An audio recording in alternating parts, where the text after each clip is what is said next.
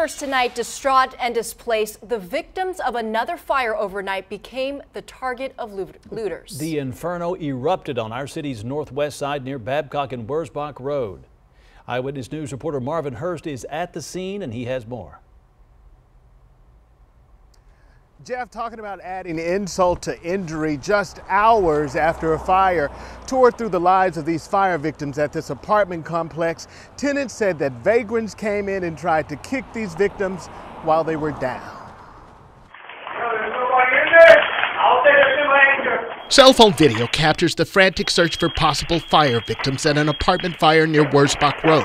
So there was a fire at a buddy's apartment. David Polasek is the cell phone photographer at 7207 Snowden Road. He is live on Facebook as the San Antonio Fire Department battles the fire threatening a 3-story unit Tuesday night around 10:30. Nathan Reimer was on the corner watching the flames march toward his first-floor apartment. You're sitting on the street over there watching your home potentially burn down. Then you're thinking to yourself, what am I going to do?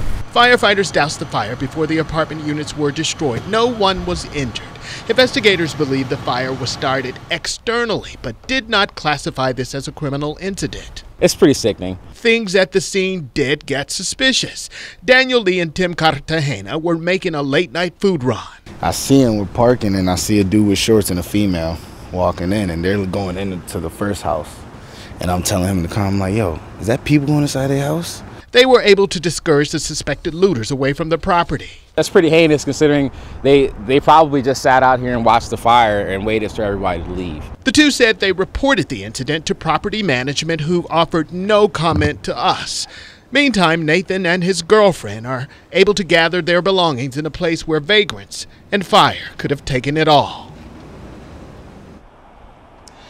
Just in case anybody has any ideas, I want to let you know that we've seen security driving through here quite a bit today. As for the cause of the fire here, it still remains under investigation. Live in the medical center, Marvin Hurst, KENS 5 Eyewitness News.